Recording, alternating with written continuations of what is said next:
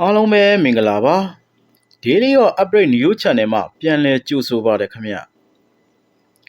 သတင်းတွေကိုတင်ဆက်ပေးဖို့အချိန်ကြာရောက်လို့လာခဲ့ပါပြီ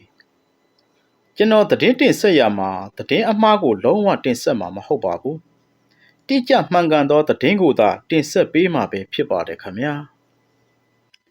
ဒီကနေ့ညနောက်ဆုံးရရှိထားတဲ့ပြည်တွင်းပြည်ပမှထူးခြားမှုရှိပြီးလူတွေအများဆုံးစိတ်ဝင်စားနေကြတဲ့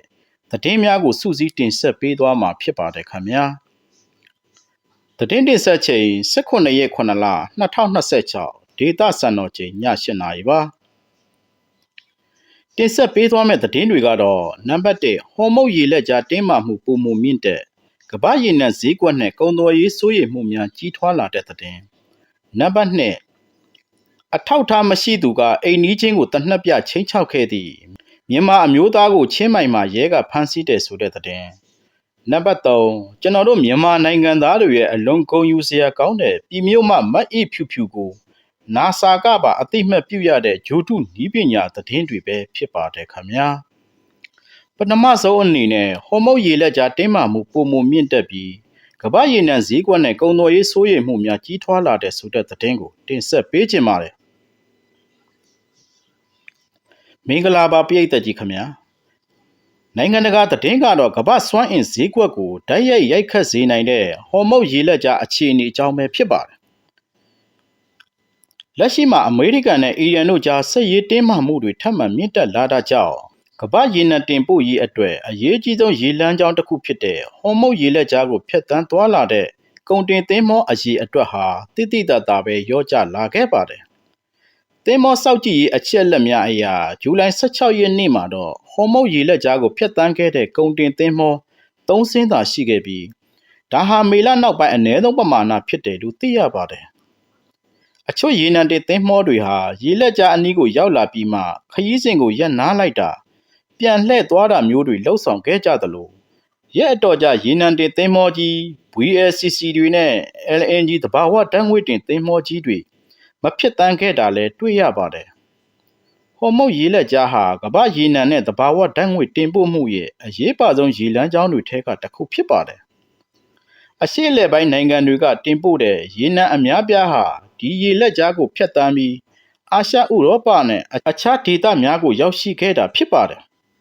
ဒါကြောင့်ဒီရေလမ်းကြောင်းမှာတင်းမာမှုတွေဖြစ်ပေါ်လာတိုင်းကမ္ဘာရေနံဈေးနှုန်းတည်ယူပို့ဆောင်ရေးကုန်ကျစရိတ်နဲ့နိုင်ငံတကာကုန်သွယ်ရေးအပေါ်သက်ရောက်မှုရှိနိုင်တယ်လို့စီးပွားရေးပညာရှင်တွေကသုံးသပ်ထားကြပါတယ်လက်ရှိအခြေအနေမှာအမေရိကန်နဲ့အီရန်တို့ရဲ့စစ်ရေးတင်းမာမှုကြောင့်သင်္ဘောလုပ်ငန်းတွေဟာလုံခြုံရေးအန္တရာယ်ကိုအထူးစိုးရိမ်နေကြပြီးအာမခံကြီးတွေမြင့်တက်လာတာလမ်းကြောင်းပြောင်းမောင်းနေတာတွေကိုလည်းဆောင်ရွက်နေခဲ့ပါတယ်လေ့လာသုံးသပ်သူများရဲ့အဆိုအရဟော်မုတ်ရေလက်ကြားဟာကမ္ဘာရေနံတင်ပို့မှုရဲ့20%ဝန်းကျင်ဖြစ်တန်းရာအဓိကရေလမ်းကြောင်းဖြစ်တာကြောင့်ဒီဒေသမှာမတည်ငြိမ်မှုတွေဖြစ်လာတိုင်းကမ္ဘာစီးပွားရေးကိုဓာတ်ရိုက်သက်ရောက်စေတတ်ပါတယ်အထူးသဖြင့်အာရှနိုင်ငံအများစုဟာအရှေ့အလယ်ပိုင်းရေနံကိုအဓိကမှီခိုနေရတာကြောင့်သင်္ဘောသွားလာမှုနှောင့်နှေးတာအာမခံကြီးမြင့်တက်တာပို့ဆောင်ရေးကုန်ကျစရိတ်တိုးလာတာတွေကနောက်ဆုံးမှလောင်စာဆီဈေးနှုန်းနဲ့ကုန်ဈေးနှုန်းတွေကိုပါမြင့်တက်လာစေနိုင်တယ်လို့စီးပွားရေးကျွမ်းကျင်သူတွေကသုံးသပ်ထားကြပါတယ်ခင်ဗျာလက်ရှိအချိန်အထိဟော်မုတ်ရေလက်ကြားကိုတရားဝင်ပိတ်လိုက်တဲ့ဆိုတဲ့အခြေအနေတော့မရှိသေးပါဘူးဒါပေမဲ့စစ်ရေးတင်းမာမှုတွေဆက်လက်ဖြစ်ပွားနေခဲ့မယ်ဆိုရင်ရေနံတင်သင်္ဘောကုမ္ပဏီတွေနဲ့ကုန်တင်သင်္ဘောလုပ်ငန်းတွေဟာလုံခြုံရေးအခြေအနေကိုအနီးကပ်စောင့်ကြည့်နေစေဖြစ်ပါတယ်နိုင်ငံတကာစွမ်းအင်ဈေးကွက်လေ့လာသူတွေကလည်းအခုလိုတင်းမာမှုတွေရေရှည်ဆက်ဖြစ်လာခဲ့မယ်ဆိုရင်ကမ္ဘာရေနံဈေးနှုန်းကထပ်မံမြင့်တက်လာနိုင်ပြီးငွေကြေးဖောင်းပွားမှုကိုလည်းပြန်လည်ဖိအားပေးနိုင်တယ်လို့သတိပေးထားကြပါတယ်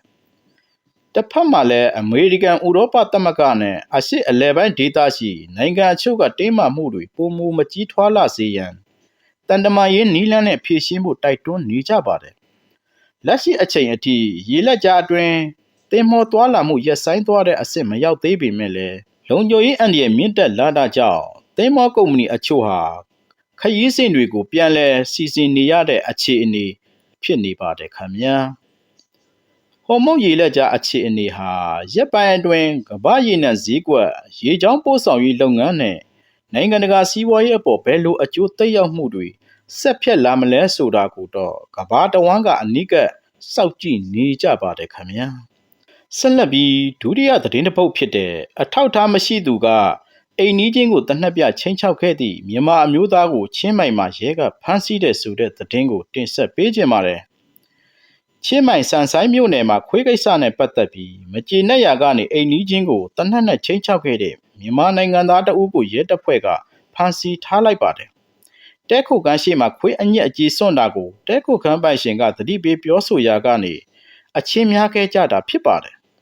အဲ့ဒီနောက်မှာတော့မြန်မာအမျိုးသားကဒေါသထွက်ပြီးတနက်ထောက်ကချင်းချောက်ခဲ့တာကြောင့်တဲခုကန်းပိုင်ရှင်ကရဲတပ်ဖွဲ့ထံတိုင်ကြားခဲ့ပါတယ်ရဲတပ်ဖွဲ့ကစုံစမ်းစစ်ဆေးပြီးတဲ့နောက်နောင်ဟန်ရက်ကွက်ရှိတဲခုကန်းတစ်ခုမှာပုံကိုနေတဲ့အသက်40အရွယ်မြန်မာအမျိုးသားကိုလက်လုံတနက်တလက်ကြီးစံတတောင်းနဲ့အတူဖမ်းဆီးရမိခဲ့ပါတယ်စစ်ဆေးချက်တွေအရသူဟာထိုင်းနိုင်ငံထဲကိုတရားမဝင်နေထိုင်ခွင့်အထောက်အထားမရှိဘဲဝင်ရောက်နေထိုင်ခဲ့သူဖြစ်တာကိုလည်းစစ်ဆေးတွေ့ရှိခဲ့တယ်လို့သိရပါတယ်လက်ရှိမှာတော့အဆိုပါမြန်မာအမျိုးသားကိုခွင့်ပြုချက်မရှိဘဲလက်နက်ကင်ဆောင်မှုတရားမဝင်နယ်စပ်ကျော်ဖြတ်ဝင်ရောက်မှုနဲ့လူတအူးကိုကြောက်ရွံ့ထိတ်လန့်အောင်ချိန်ချောက်မှုစတဲ့ပုံမှန်3ခုနဲ့အရေးယူထားပါတယ်ထိုင်းဥပဒေအရပြည်နှင်ဒဏ်ပေးခဲ့ပြီးနောက်မှာတော့လူဝင်မှုကြီးကြပ်ရေးဌာနကနေတဆင့်မြန်မာနိုင်ငံသို့အပြည့်တိုင်ပြည်နှင်ဒဏ်ပေးသွားမှာဖြစ်ကြောင်းထိုင်းနယူးသတင်းမှာဖော်ပြချက်အရသိရပါတယ်ခင်ဗျာဆက်လက်ပြီးအဆုံးသတ်သတင်းတစ်ပုဒ်ကတော့ NASA ကပါအသိအမှတ်ပြုရတဲ့ဂျိုတုနည်းပညာတွေကိုဖန်တီးနေတဲ့မြန်မာပြည်မြို့ကကောင်မလေးသတင်းကိုတင်ဆက်ပေးသွားမှာမယ်ခင်ဗျာမြန်မာလူမျိုးတွေအတွက်တကယ့်ကိုရင်ကော့ခေါင်းမော့နိုင်လောက်တဲ့အင်ပနန်ဂုံယူစရာကောင်းတဲ့သတင်းထူးကြီးတစ်ခုကိုမျှဝေပေးလိုက်ပါတယ်ကျွန်တော်တို့မြန်မာနိုင်ငံသားလူငယ်လေးတွေဟာအခွင့်အရေးသာတေချာရခဲ့မယ်ဆိုရင်ကမ္ဘာအဆင့်မီအာကာသနည်းပညာSpace Technology လောကမှာတောင်ထိတ်တန်းကနေယက်တီနိုင်တယ်ဆိုတာကိုပြည်မြို့သူလေးမတ်အေးဖြူဖြူကသက်သေပြလိုက်ပြီးပဲဖြစ်ပါတယ်ကမ္ဘာအာကာသလောကကိုဝင်ရောက်သွားတဲ့ပြည်မြို့သူလေးမတ်အေးဖြူဖြူဟာပြည်နည်းပညာတက္ကသိုလ်ကနေမဲကထရောနက်ဘာသာရပ်နဲ့အင်ဂျင်နီယာဘွဲ့ရရှိခဲ့ပြီးနောက်ဂျပန်နိုင်ငံ Kyushin Institute of Technology မှာအာကာသစနစ်အင်ဂျင်နီယာကမ္ဘာအာကာသလောကကိုဝင်ရောက်သွားခဲ့တဲ့ပြည်မြို့သူလေးမတ်အေးဖြူဖြူဟာပြည်နည်းပညာတက္ကသိုလ်ကနေမဲကထရောနက်ဘာသာရပ်နဲ့အင်ဂျင်နီယာဘွဲ့ရရှိခဲ့ပြီးနောက်ဂျပန်နိုင်ငံ Kyushin Institute of Technology မှာအာကာသစနစ်အင်ဂျင်နီယာ Space System Engineer မဟာဘွဲ့ကိုထူးချွန်စွာဆက်လက်သင်ယူခဲ့သူပါလက်ရှိမှာတော့ထိုင်းနိုင်ငံဘန်ကောက်မြို့မှာ Space System Engineer အဖြစ်တာဝန်ထမ်းဆောင်နေပြီးနိုင်ငံတကာအာကာသနည်းပညာကဏ္ဍမှာအောင်မြင်မှုတရဖူစောင်းနေပြီဖြစ်ပါတယ်။ NASA ကပါအသိအမှတ်ပြုရတဲ့အရေးအချင်းသူမရဲ့အဓိကတာဝန်တွေကတော့ဂျိုတုတွေအတွက်အရေးကြီးတဲ့အစိတ်ပိုင်းတွေကိုဒီဇိုင်းရေးဆွဲတာနဲ့ CubeSat ဂျိုတုစနစ်တွေဖန်တီးရမှာပါဝင်လှုပ်ဆောင်နေတာပါအလွန်ဂုဏ်ယူစရာကောင်းတာကတော့သူမဖန်တီးတဲ့ဒီဇိုင်းတွေဟာ